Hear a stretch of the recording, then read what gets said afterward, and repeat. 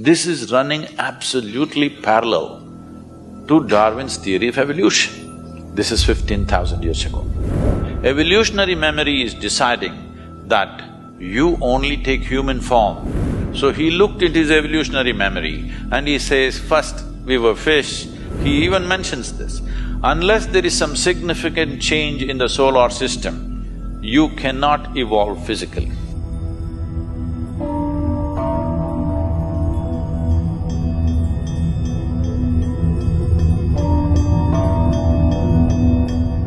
Charles Darwin, 152 years ago, he was born 200 years ago, but when he was 52, he propounded his theory of evolution. 15,000 years ago, Adi Yogi said this. I want you to look at this carefully. If you know something about Darwin's theory of evolution? Yes. No, just about the fact that you were a monkey, not just that. Something more?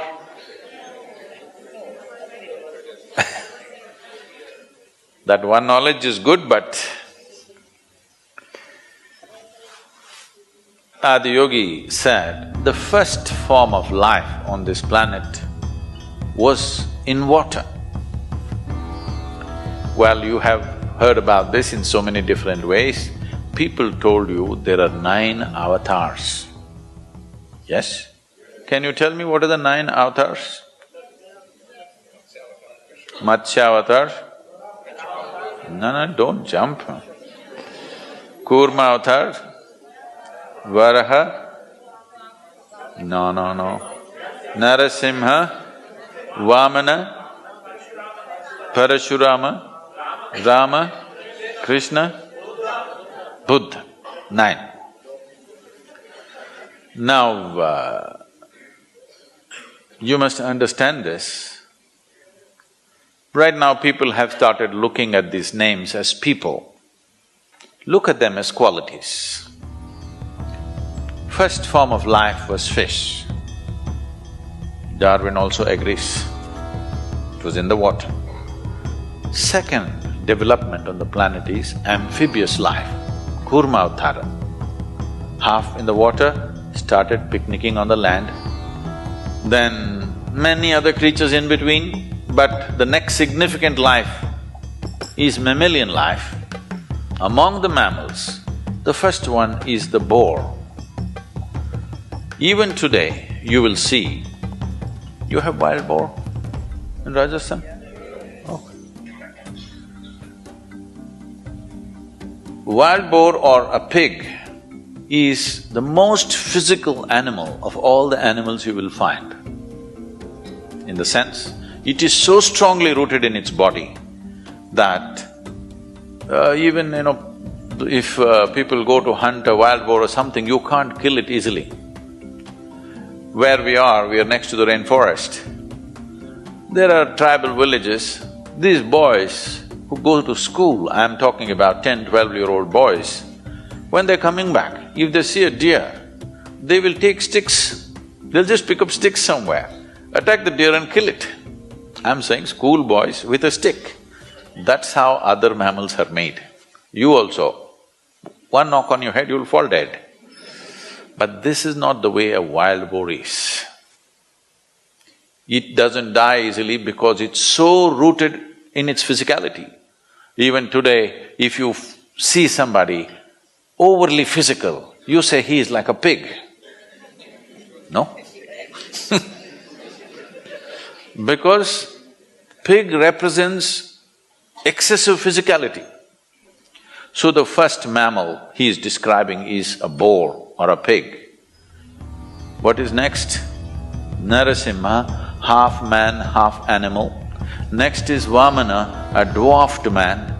Next is a full-fledged man who is Parashurama but emotionally volatile. So volatile, he lopped off his own mother's head. Next is Rama, a peaceful man. Next is Krishna, a loving man. Next is Buddha, a meditative man. Next is supposed to be a mystical man. Everybody's claiming it's me, it's me, it's me. You need to understand, these are not people. Those people are representative of those qualities that we are talking about. So, life evolved like this. This is running, believe me, this is running absolutely parallel to Darwin's theory of evolution. This is 15,000 years ago. He did not go to Galapagos Islands and put things under microscope and look. He sat there with his eyes closed and saw that if you go deep enough into this, there is an evolutionary memory in this. If there was no evolutionary memory, suppose you're a man and you eat a watermelon, it becomes a man after some time, yes? Now you're a woman, if you eat a watermelon, it'll become a woman. If a cow eats a watermelon, it becomes a cow. Why this is happening is, there is something called as evolutionary memory and genetic memory here. Evolutionary memory is deciding that you only take human form, not suddenly you eat a smart watermelon and you got confused and became a cow. Such thing will never happen, okay? And there is genetic memory, which clearly says, this is a woman's body, eat whatever you want, this will only become a woman, not a man. Because the genetic memory is intact. Why people are fighting against genetic engineering is because of this. Once you meddle the plants and then the animals, then it'll come to you. Then you don't know. If they do some mistake, you will become half man, half animal once again. We don't know what'll happen. So that is the resistance for genetic engineering, because once you start meddling with the basic material, you don't know what'll happen because we have not figured it completely. So he looked at his evolutionary memory and he says, first we were fish, then we were this, all the 9 things, and now you're here. Now that you're here, you've taken on this human form. If you want to evolve from here, you can only consciously evolve. Your physical evolution is over. For this, there is an entire mathematic as to why your physical evolution is over. There are many aspects of it. I will not go into the mathematics because a few ladies just shook their head, no, we don't want mathematics. But there is no mysticism without mathematics. To put it very simply, the nature of who you are right now is a consequence, a complex amalgamation of memory, of variety of memories that you have. You have this kind of body because of evolutionary and genetic memory. You like this, you dislike that because of various levels of unconscious, subconscious, karmic and other types of memory. You have no control over it, what you like and what you dislike most of the time. You will have to strive hard to rise above that. Because memory is determining everything about you. So, when we say evolution, in a way we are talking about the play of memory and the building of experience and growing into various levels. So he is saying if you're willing to strive, you can transcend everything that limits you.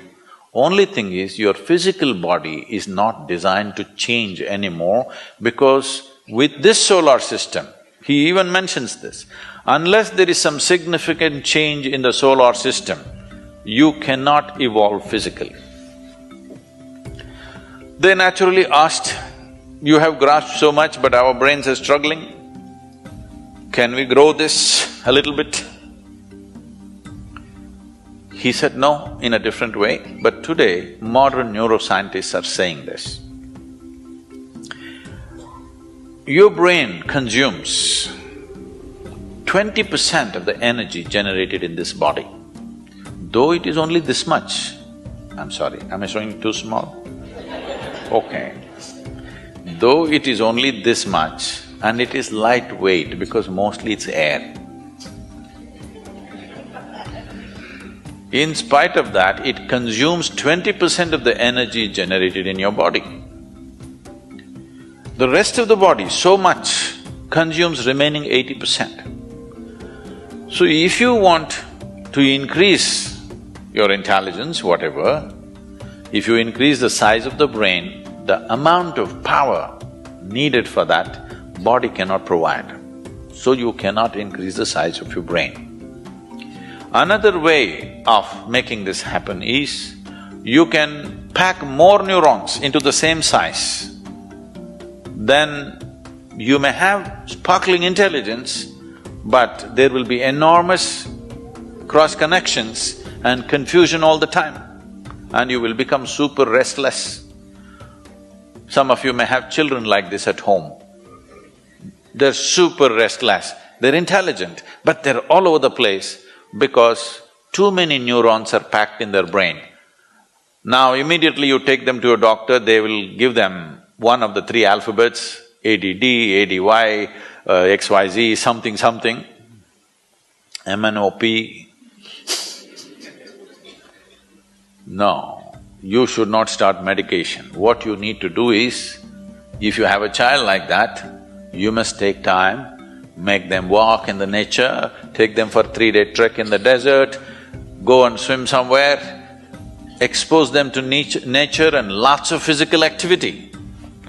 The body will manage itself, it will eliminate the extra neurons that are there and come to its own balance. If you medicate, you must understand any medicine that you take has no intelligence to go to a specific place, it goes everywhere. They can't just dull some part of the brain, they'll dull the whole brain and the whole body.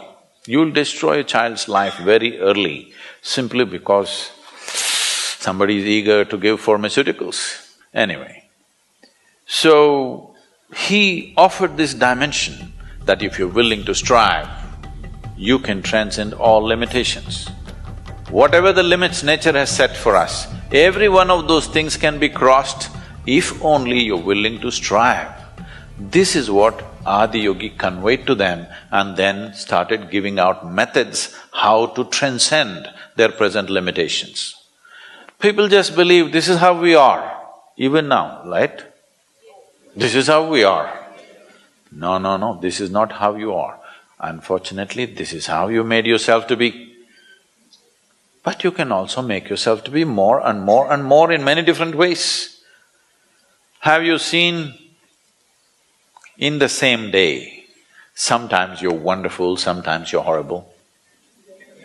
Hello? Yes. Lot of horrible people.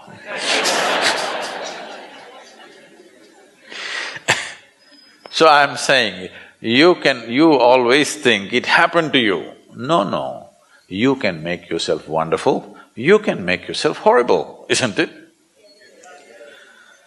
So you can be in limitations, you can be beyond limitations. So for the first time he brought this to humanity, and then he spoke about how every creature on this planet has evolved beyond its own limitations with striving over a period of time.